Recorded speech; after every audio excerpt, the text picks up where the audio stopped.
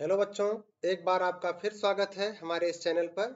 Halo alkane और hello arene chapter से आज हम लोग एक poly halogen compound chloroform discuss करने वाले हैं। क्लोरोफार्म जो कंपाउंड होता है वो मीथेन का ट्राइक्लोरो डेरिवेटिव होता है। हम लोग यहाँ एक मीथेन का ट्राइक्लोरो डेरिवेटिव देख सकते हैं। 3 हाइड्रोजन हम लोगों ने यहाँ पर सब्स्टिट्यूट किया है क्लोरीन एटम से। इस तरह से ट्राइक्लोरो डेरिवेटिव बन गया है मीथेन का। यहाँ पर जो कार्बन एटम होता है ये sp3 हाइब्रिडाइज्ड होता है, इसलिए ये हमारा मॉलिक्यूल टेट्राहेड्रल होता है। हम लोग क्लोरोफार्म को कंप्लीटली फिल करके रखते हैं और साथ में डार्क कलर की बॉटल में रखते हैं। इसका रीजन हम लोग आगे पढ़ेंगे। क्लोरोफार्म हम कई तरह से बना सकते हैं। क्लोरीनेशन ऑफ मीथेन के साथ में बना सकते हैं, हम लोग कार्बन टेट्राक्लोराइड के रिडक्शन से बना सकते हैं। लेकिन सबसे इंपॉर्टेंट जो रिएक्शन होती है क्लोरोफार्म बनाने का, वो रिएक्शन होती है हाइलोफार्म रिएक्शन, जिसमें हम लोग एसीटोन या इथेनॉल को ब्लीचिंग पाउडर से ट्रीट करके क्लोरोफार्म बनाते हैं। हम लोग हाइलोफार्म रिएक्शन नेम रिएक्शन के साथ में पढ़ेंगे, तो इसलिए हम लोग आगे चलते हैं। केमिकली जो क्लोरोफार्म होता है इसका यूज या एप्लीकेशन होता है सॉल्वेंट के तौर पर।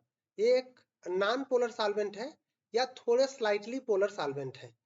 इस तरह से ये जैसे बायोमोलिक्यूल फैट है, इसको इजिली डिजॉल्व कर लेता है अपने अंदर, क्योंकि फैट भी हाइड्रोफोबिक होता है। लगभग वाटर में इसकी सॉल्वेबिलिटी होती नहीं है, नॉन पोलर जैसा बिहेवियर करता है। इस तरह से क्लोरोफार्म में डिजॉल्व हो जाता है। एल्केलॉइड्स जो हैं, जो सेकेंडरी मेटाबोलाइट्स होते हैं प्लांट के, ये इजिली डिजॉल्व हो जाते हैं हमारे क्लोरोफार्म में।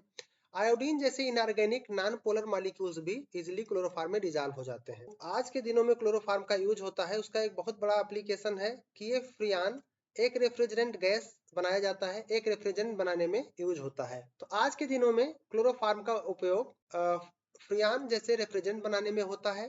पहले क्लोरोफार्म का बहुत ज्यादा एप्लीकेशन होता था एनेस्थेटिक के तौर पर सर्जरी में, लेकिन अब इसको रिप्लेस कर दिया गया है लेस टॉक्सिक सेफर एनेस्थेटिक से। ऐसे एनेस्थेटिक्स जो थोड़ा सेफ है, इतने ज्यादा टॉक्सिक नहीं है, उनसे हम लोगों ने अब क्लोरोफार्म को रिप्लेस कर दिया है। और जैसे कि ईथर, तो ईथर भी यूज किए जाते हैं एनेस्थेटिक के तौर पर, और दूसरे भी एनेस्थीसिया के मोड आ गए हैं। यहाँ पर एक बार अगर क्लोरोफार्म की वेपर कोई इनहेल करता है और वो बॉडी में जाने के बाद उसका सेंट्रल नर्वस सिस्टम पे इफेक्ट आता है, और सेंट्रल नर्वस सिस्टम को ये डिप्रेस करता है क्लोरोफार्म। क्लोरोफार्म का अगर कंसंट्रेशन एयर में ज्यादा है, जैसे 900 पार्ट्स पर मिलियन कंसंट्रेशन है क्लोरोफार्म का एयर में, तो ये किसी पर्सन को शार्ट टाइम में ही उसको डिजीनेस या फटीग और हेडेक जैसे फीलिंग करा सकता है। मतलब ऐसे पर्सन को चक्कर आने लगेगा, थकान आने लगेगी और उसका सर दर्द होने लगेगा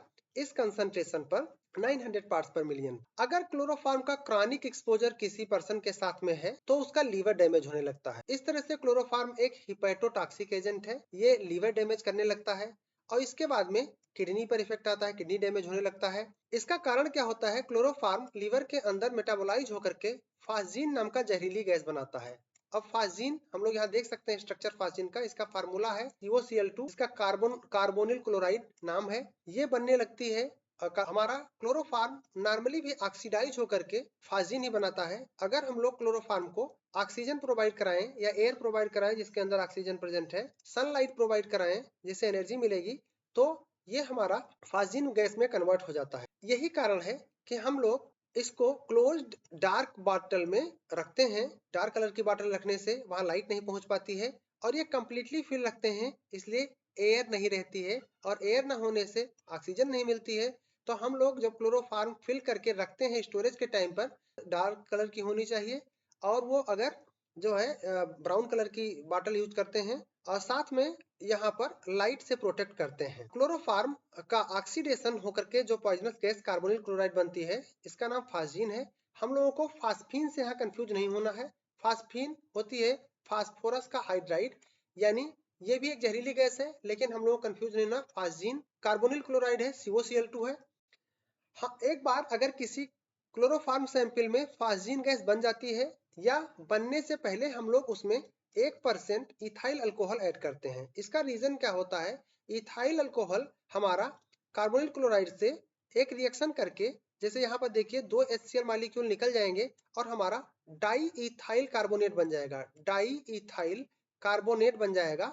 तो डाई इथाइल कार्बोनेट एक कार्बोनिल क्लोराइड का कार्बोनिल क्लोराइड यहाँ कैप्चर हो जाएगा, कार्बोनिल क्लोराइड यहाँ से इंगेज हो जाएगा और वो इतना जहरीला नहीं रह जाएगा। तो इस तरह से हम लोग 1% इथाइल अल्कोहल इसमें डालते हैं। कुछ और फैक्ट्स हम लोगों को क्लोरोफार्म के देखने हैं जो बड़े इंपॉर्टेंट हैं। जैसे क्लोरोफार्म सबसे पहले डिस्कवर किया गया था लिविक द्वारा, ये 1831 में डिस्कवर किया गया था। क्लोरोफार्म एक स्वीट स्मेलिंग लिक्विड है, क्लोरोफार्म कलरलेस लिक्विड है, क्लोरोफार्म की डेंसिटी 1.485 है, लगभग वाटर से 1.5 गुना भारी है, क्लोरोफार्म ज्यादा डेंसर है। साथ में बॉइलिंग पॉइंट की बात करें तो क्लोरोफार्म 61 डिग्री सेल्सियस पर बॉयल होता है। क्लोरोफार्म वाटर में तो इनसॉल्युबल है क्योंकि वाटर काफी पोलर होता है और क्लोरोफार्म की पोलरिटी बहुत कम है, लगभग नॉन पोलर है। इस तरह से क्लोरोफार्म ऑर्गेनिक सॉल्वेंट में डिजॉल्व हो जाता है। जैसे ईथर हो गया, अल्कोहल हो गया, तो इसमें क्लोरोफार्म आपका डिजॉल्व हो जाता है। क्लोरोफार्म की सॉल्वेलिटी ऑर्गेनिक सॉल्वेंट में इजिली हो जाती है। क्लोरोफार्म की सॉल्वेलिटी ऑर्गेनिक सॉल्वेंट में होती है। साथ में कुछ फैक्ट हमको और देखने हैं। जैसे हमको क्लोरोफार्म का एक इंपॉर्टेंट नेम रिएक्शन में एप्लीकेशन है, रीमर-टीमैन रिएक्शन में, कार्बिल-एमीन रिएक्शन में, और ये दोनों ऐसी रिएक्शन है जहां पर हमारे पास डाइक्लोरोकार्बिन इंटरमीडिएट होता है।